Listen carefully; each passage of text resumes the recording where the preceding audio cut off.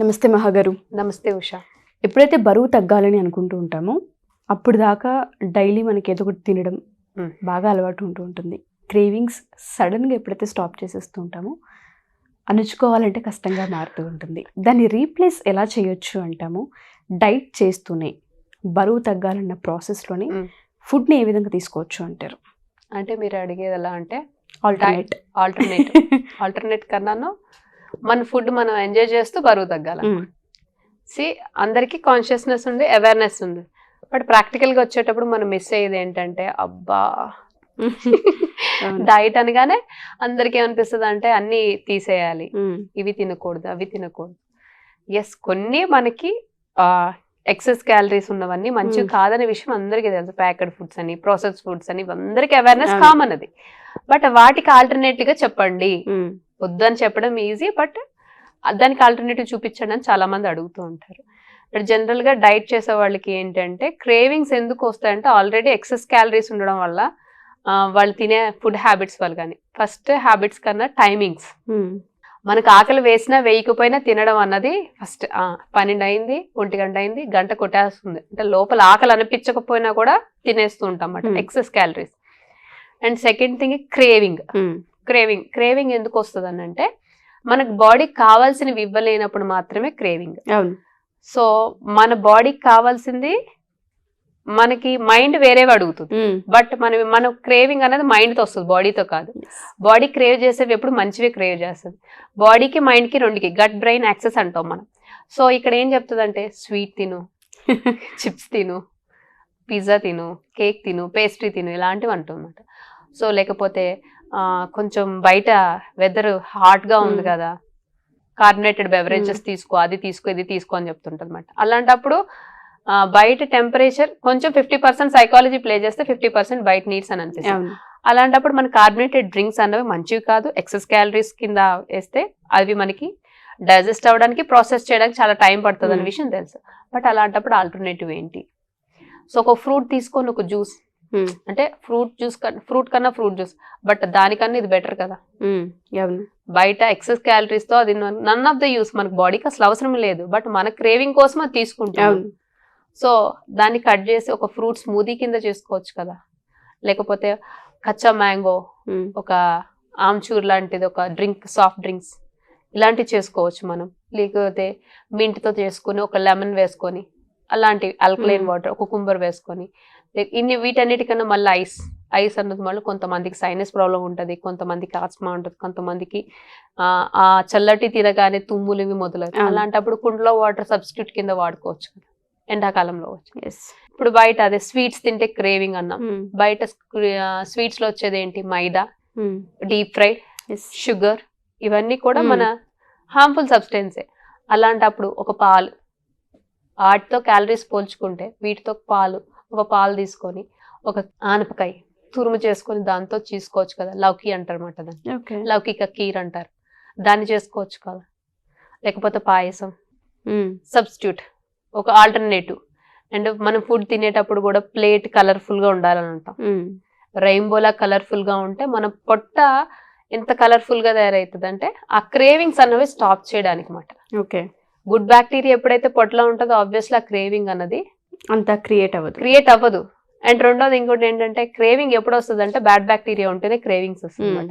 అది ఏం చెప్తుంది అంటే చిప్స్ తిను, అవి తిను, ఇవి తిను, ఆకలి వేయకపోయినా కూడా నువ్వు ఇది తిన్నాక అది తినాలని నేను మోటివేట్ చేస్తూ ఉంటాను అనమాట. సో అలాంటి క్రేవింగ్స్ ఉండేటప్పుడు పిజ్జా, బర్గర్స్ ఆల్టర్నేటివ్ ఏంటంటే ఒక శాండ్విచ్ చేసుకో, ఒక స్మూదీ చేసుకో, ఒక ఫ్రూట్ బౌల్ చేసుకో, లేకపోతే నట్స్ లోడెడ్ విత్ స్మూదీ, ఇవన్నీ కూడా మంచివే కదా, హెల్తీవే కదా. సో మనం ట్రై చేయకుండా అరే అన్ని చెప్తున్నారు, క్రేవింగ్స్ ని తట్టుకోలేకపోతున్నాం, బరువు తగ్గాలనుకుంటున్నాం, బట్ ఎలా మైండ్ కన్నా క్రేవింగ్ అనేది వెయిట్ లాస్ అవ్వాలనే క్రేవింగ్ ఎక్కువ ఉంటుంది. ఆ క్రేవింగ్ లో ఏం చేస్తామంటే ఇష్టం వచ్చినట్టు వర్కౌట్స్ చేస్తాం. ఆ వర్కౌట్స్ లో కూడా నేను ఈ రోజు ఇంత టైం స్పెండ్ చేశాను, either we will do over or not below. Minimum 40 minutes ఉండాలి. అయితే ఓవర్ గా చేసేస్తాం, హవర్స్ టుగెదర్ కార్డియో అని అవని ఇవని ఇవేవో చేసేస్తాం మనకు దొరికినవన్నీ కూడా. అది చేసేటప్పుడు ఎక్సెస్ ఆఫ్ క్యాలరీస్ బర్న్ అవ్వడం కూడా, తినేది కూడా అలాగే తీసేసుకుంటాం అన్నమాట. ఎక్సెస్ క్యాలరీస్ మీద పడిపోతాం. ఫస్ట్ మనకు కావాల్సింది ప్రోటీన్ అండ్ ఫైబర్. మన మీల్ ప్లేట్ లో కావాల్సిన ప్రోటీన్ ఫైబర్ ఎప్పుడు ఇచ్చామో ఆ cravings full stop, excess calories full stop. ఏదైతే బర్నింగ్ కెపాసిటీ లోపల బర్న్ అవడానికి కూడా ఎక్సెస్ క్యాలరీస్ కావాలి. సో వీటన్నిటికీ ఎక్కడి నుంచి చెక్ పెట్టచ్చు అంటే protein and fibre should be included in your diet. అది ప్రతి మీల్ లో మార్నింగ్ మీల్ నుంచి నైట్ డిన్నర్ వరకు ఇంక్లూడ్ చేయాలి. బట్ మన ప్యాటర్న్ లో ఎప్పుడు అది కనిపించదు. 50% ఆఫ్ ద మిస్టేక్ ఎక్కడ చేస్తామంటే మన ప్లేట్ దగ్గర నుంచి స్టార్ట్ అయ్యింది. సో ఇంకోటి ఏంటంటే ప్రాసెస్డ్ ఫుడ్స్ ఇవి తినకూడదు అనుకుంటున్నాం. అప్పుడు మన ఇంట్లోనే మనం ఒక బజ్జీ వేసుకోవచ్చు, సమోసా వేసుకోవచ్చు. అది రోజు కాదు, మంత్లీ వన్స్ ఆర్ ట్వైస్. పిల్లలు ఉన్న దగ్గర మనం ఫుల్ స్టాప్ పెట్టడం అనేది చాలా కష్టం. సో గుడ్ హ్యాబిట్స్ అన్నవి పిల్లలకి నేర్పించాలని మనం ఎంత ట్రై చేసినా ఒక్కొక్కసారి చీట్ చేయాల్సి వస్తుంది. ఆ చీటింగ్ లో కూడా మంచి చీటింగ్ ఒకటి ఆప్షన్ కింద పెట్టుకోవడం మంచిది. ఎందుకంటే అందరూ చెప్తారు బటర్ మంచిది కాదు, ఐస్ క్రీమ్ మంచిది కాదు, కూల్ డ్రింక్స్ మంచివి కాదు, బిస్కెట్స్ మంచివి కాదు. Then what is alternative? Boiled chenna, smoothies. ఇప్పుడు పిల్లలకేనానో కలర్ఫుల్ గా ఒక బౌల్ తయారు చేసినప్పుడు, ఈవెన్ పిల్లలు ఫ్రూట్స్ తినరు, మేక్ దెమ్ టు ప్లే ఒక టాయ్ లా తయారు చేయడం. ఇప్పుడు వాటర్ మిలన్ ఉంది, గ్రేప్స్ దొరుకుతాయి, వాటర్ మిలన్ దొరుకుతుంది, పపాయ దొరుకుతుంది. ఇవన్నీ వాళ్ళకి ఒక చాప్ స్టిక్ ఇచ్చి నువ్వే పెట్టుకొని ఒక కలర్ఫుల్ గా తయారు చేయి.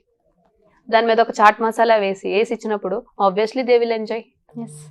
ఇప్పుడు బంగాళదుంపలు ఉన్నాయి, టిక్కాస్ కింద చేసి దానికి ఒక పాప్ స్టిక్ లేకపోతే ఐస్ క్రీమ్ స్టిక్స్ పెట్టి దాన్ని షాలో ఫ్రై, డీప్ ఫ్రై కూడా ఇంత ఆయిల్ వేసి నాన్ స్టిక్ పెన్ మీద అటు ఇటు తిప్పిస్తున్నప్పుడు ఇట్స్ అ వెరైటీ. ఇలాంటి ఫ్రైస్ గురించి కూడా చాలా సందర్భాల్లో పిల్లలు వాటిపైన ఎక్కువ మక్కువ చూపిస్తారు మహాగారు. డీప్ ఫ్రైస్కి వాళ్ళు ఎంత అట్రాక్ట్ అవుతుంటారంటే ఈవెన్ వాళ్ళ లంచ్ బాక్స్లో కూడా అది ఎక్స్పెక్ట్ చేస్తుంటారు. అవును, ఎక్కడో తెలియకుండా పిల్లలు ఒబేస్ ఫీల్ అవ్వడం మనం చూస్తూ ఉంటాం. పేరెంట్స్కి కూడా తెలుస్తూ ఉంటుంది. హైట్కి మించి, వయసుకు మించి వెయిట్ ఎక్కువ ఉన్నారన్నప్పుడు కొంత ఇబ్బందిగా ఉంటుంది. పిల్లలకి సడన్గా పేరెంట్స్ కట్ చేయాలన్నా పేరెంట్స్కి అది పెయిన్ఫుల్లే, అండ్ పిల్లలకి కూడా అది పెయిన్ఫుల్లే. ఆ క్రేవింగ్ని ఆపలేము ఆ వయసులో. నిజం. అంటే ఇప్పుడు మీరు డీప్ ఫ్రైడ్స్ గురించి మాట్లాడుతున్నాను కాబట్టి మీరు అన్నారు ఇంట్లో కూడా మనం ఇట్లా కలర్ఫుల్గా చేయొచ్చు, ఏదైనా ఆలు ఫ్రై కావచ్చు, ఇంకేదైనా సరే. వాళ్ళకి మనం ఎప్పుడైతే క్రియేటివ్గా, కలర్ఫుల్గా, అట్రాక్టివ్గా చేసే ప్రాసెస్లో ఆయిల్ ఖచ్చితంగా వాడాలి తప్పదు. ఎస్. ఆయిల్స్ ఎటువంటివి వాడాలి అంటారు? ఆయిల్స్ లో ప్రతి దానికి ఒక స్టాండర్డ్ ఉంటుంది ఉషా. ప్రతి స్టాండర్డ్ ని మనం రీచ్ అవ్వకపోవచ్చు. ఒక్కొక్క ఆయిల్ కి ఒక్కొక్క ప్రత్యేకత ఉంటుంది. ప్రతి దాన్ని మీట్ అవ్వలేం. First thing is pocket. Minimum మనకి ఏంటంటే జనరల్ గా ఏదైనా చేసేటప్పుడు మన చేతికి ఏది దొరికితే ఫస్ట్ చూసేది దాని లేబులింగ్ కన్నా దాని ప్రైస్ చూస్తాం. ఎగ్జాక్ట్లీ. ఆ ప్రైస్ అన్నది మనకి మన పాకెట్ ఫ్రెండ్లీ అయితేనే మనం తీసుకుంటాము. ఆబ్వియస్లీ ఇది ఎంత బ్లాండ్ గా వెళ్ళిపోతామంటే అది ఇక్కడ ఫస్ట్ ఇలా రోలో ఉన్న వాటిలో ఏది ప్రైస్ తక్కువ ఉంటే దాన్నే పిక్ చేసుకుంటాం.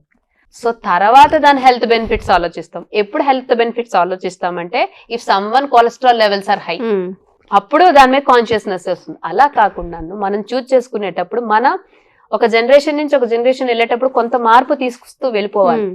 సో అలాంటప్పుడు ఏం చేయాలంటే పాకెట్ ఫ్రెండ్లీగా ఉండేది, అన్ని మీట్ అయ్యేది ఒకటే oil. It is nothing but Freedom వాళ్ళి రైస్ బ్రాన్ ఆయిల్.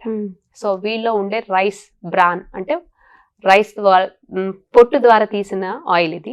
సో దీంట్లో ఏంటంటే యాంటీ ఆక్సిడెంట్ ప్రాపర్టీస్ ఉన్నాయి అండ్ ప్యూఫా అండ్ మ్యూఫా మన స్టాండర్డ్ ఆయిల్ స్టాండర్డ్స్ కి ఏవైతే మీట్ అవ్వాలో వీళ్ళ దాంట్లో అది ఉంది.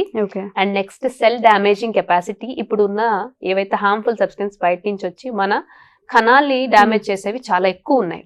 Either to the food pollutant కానీ బయట అట్మాస్ఫియర్, వాటిని డామేజ్ చేయకుండా ఉండడానికి వైటమిన్ ఈ పొట్టులో మనకి ఒరేషనల్ అన్న ఒక కంటెంట్ అండ్ ట్రోకోట్రైనాల్స్ అన్నది ఇది లోపలికి వెళ్ళాక ఏమవుతుందంటే వైటమిన్ ఫ్యాట్ సాల్యుబుల్ వైటమిన్ కింద కన్వర్ట్ అయ్యి సెల్స్ ని డ్యామేజ్ చేయకుండా మనల్ని కాపాడుతుంది అనమాట.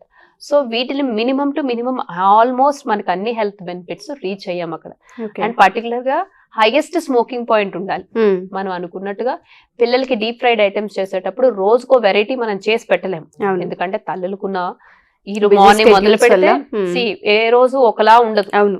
సో అలాంటప్పుడు ఏం చేస్తామంటే ఏదర్ మనం ఏమైనా జంతికలు కానీ బిస్కెట్స్ కానీ లేకపోతే వాళ్ళకి ఇష్టమైన మురుకులు కానీ ఇలాంటివి చేసి పెట్టడం మన పక్క అలవాటు. అవును. సో రోజు చేసి ఇవ్వలేం, ప్రతిరోజు అలా ఇవ్వలేమని కొన్ని రోజులు అలా చేసుకునేటప్పుడు ఈ ఆయిల్లో హైయెస్ట్ స్మోకింగ్ పాయింట్ అంటే మనం ఎక్కువ నూనెలో దేవించే ఆహార పదార్థాలకి ఒక స్మోకింగ్ పాయింట్ అని ఉంటుంది. వీళ్ళ ఆయిల్లో ఆ స్మోకింగ్ పాయింట్ అనేది రీచ్ అయ్యింది అనమాట. సో మనం చేసుకునే అన్ని ఆయిల్స్ కి ఉన్నాయి, కొన్ని ఆయిల్స్ లో ఈ ఆయిల్ కి ఆ ప్రాపర్టీ ఉంది. ఓకే. సో మీరు అన్నట్టుగానే చాలా సందర్భాల్లో బరువు తగ్గాలనుకుంటూ ఉంటాం కానీ క్రేవింగ్ని ఎలా కంట్రోల్ చేసుకోవాలి, క్రేవింగ్ని కంట్రోల్ చేసుకోవడం కంటే కూడాను ఎలా తింటూనే కంట్రోల్ చేయాలన్నది అవును. ఎక్కువ ఆలోచిస్తూ ఉంటారు. సో ఇంట్లోనే క్రియేటివిటీ అండ్ దాంతోపాటు హెల్త్కి సంబంధించిన చిన్న చిన్న ఐడియాస్ చాలా బాగా చెప్పారు మహా గారు. Healthy healthy cheating exactly true. And deep ఫ్రైడ్స్కి వచ్చేసరికి అది చిన్నపిల్లలకనే కాదు పెద్దవాళ్ళకి కూడా మనకి పెద్దవాళ్ళకి ఫస్ట్ ఎగ్జాక్ట్లీ ట్రూ మహా గారు. ఒక మంచి సజెషన్ అది. థ్యాంక్ యూ మహా గారు, థ్యాంక్ యూ సో మచ్.